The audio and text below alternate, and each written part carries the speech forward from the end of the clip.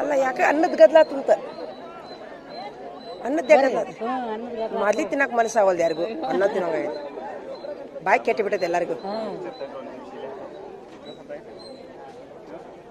ಯಾಕೆ 2-3 ಕೌಂಟರ್ ಮಾಡೋರು ಪ್ರತಿ ಸರಿ 2-3 ಕೌಂಟರ್ ಮಾಡ್ತಿದ್ರು